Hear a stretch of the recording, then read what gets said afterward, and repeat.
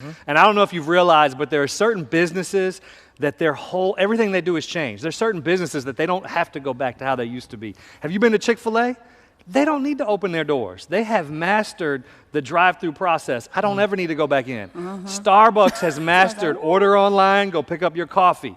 They've got it figured out. Certain places have figured out how to put people first and how to serve well.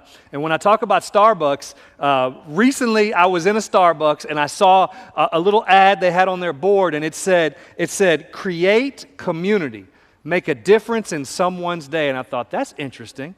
Then you read it, and what it says is, when you work at Starbucks, you can make a difference in someone's day by creating an environment where neighbors and friends can gather together and reconnect while enjoying a great coffee experience. Now think about that.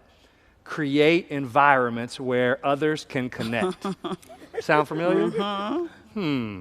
Create environments where others can connect. You see, before COVID, we had access to more people than ever before. We could be around as many people as we wanted to, but yet America was, in every stat, in every survey showed, was the most lonely place. People struggle with depression more in our country. So it's not the access, it's not the quantity of people. It's all about, are we fully known by others?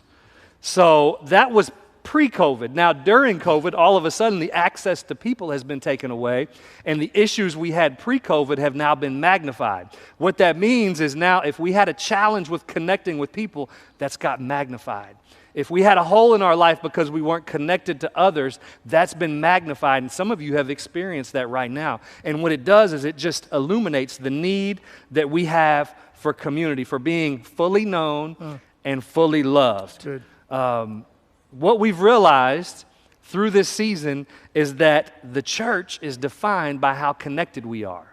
If we have 20,000, 5,000, 100,000 people watching online on a given Sunday, that doesn't mean that's how big our church is. Our church is defined by the connections underneath the views. That's good. So we have to be connected as a church, because what happens if YouTube goes down? What happens if Facebook goes down? And all of a sudden our platform has gone down? If we don't have groups and connections and relationships, then our church vanishes. That's good. So what we have to do is be connected however we need to in the midst of this season, whatever season that we're in. You see, social media statisticians, they define engagement by likes, follows, comments, shares. They define it by all of those things, and those things are good, but those things do not equal a connected church. That's good. All they do is, those things are what connected people do, but they don't make you connected. You can sit there and like and comment and share. You're not connected. I see you, Andy. That's just the definition. I see you, Andy. Well, come with it. I've got some experience of hitting the like button. That just helps define what you should already be doing if you are a part of authentic community in a church. So that's what we do as connected people. So we've got to go back. You know, this goes all the way back to Genesis 2.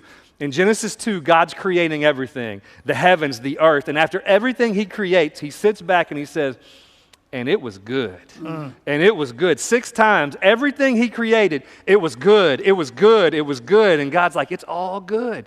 Everything he did, he said, it's all good. The heavens, the earth, creatures, fish, sea, it's all good, it's all good. And then the 6th thing that was created in Genesis 2:18, it says he created man. And for the first time, before sin entered the world, before strife, before confusion, before separation, before anything was not whole, the first time God said something is not good, he said it's not good for man to be alone. That's good. Come on.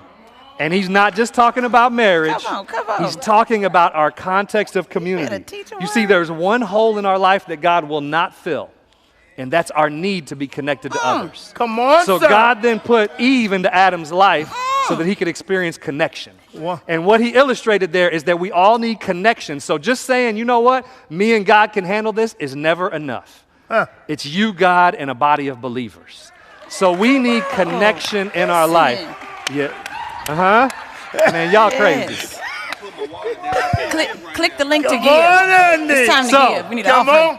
Click the link to give. That's the offering. That's the offering. That's worthy of offering. My cash app in the, y'all crazy. Go ahead and give. Man, this church, I love being a part of this church.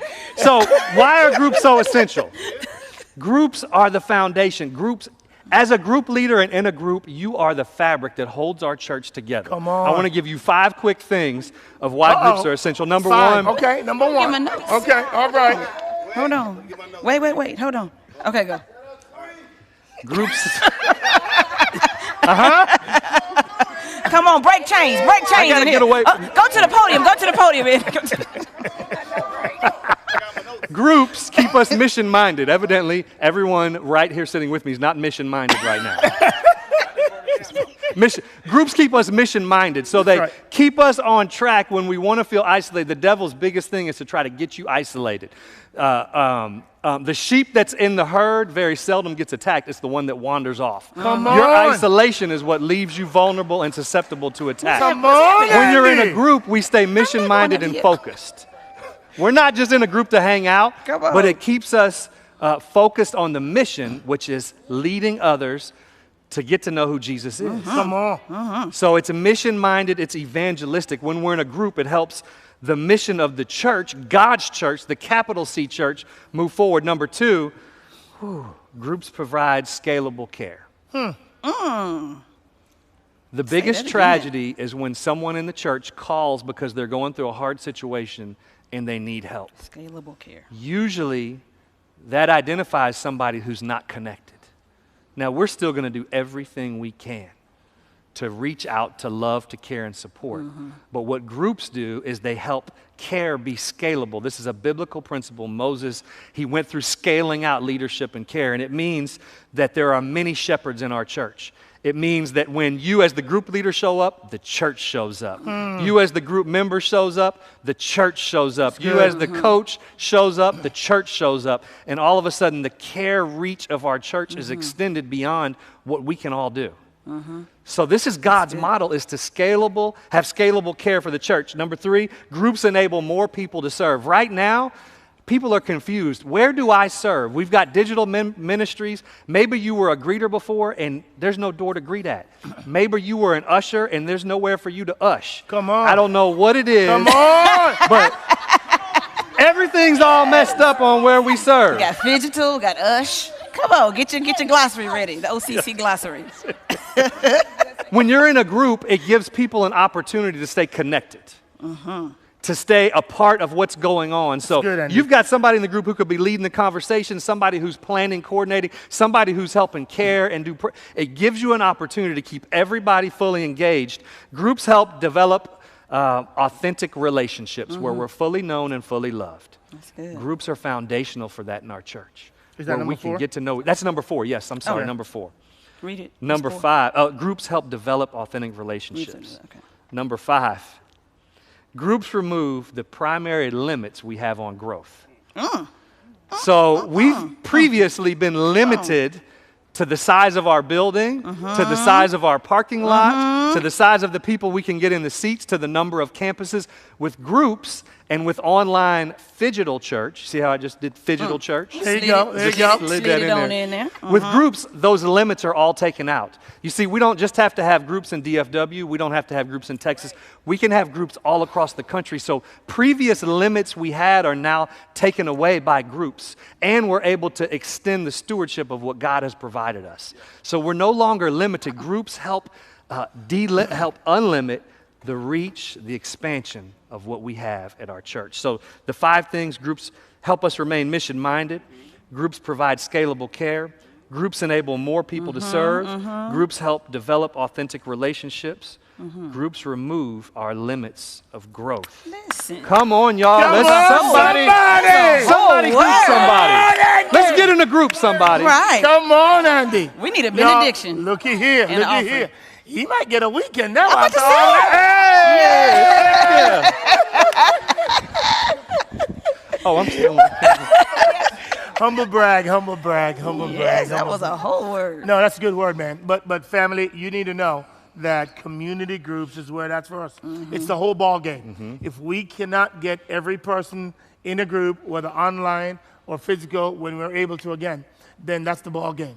Then, as Pastor Matt said, the enemy is looking for those disconnected saints. And in a world that claims to be so connected digitally, there are too many people who are still alone. That's right. So let's see. But let's give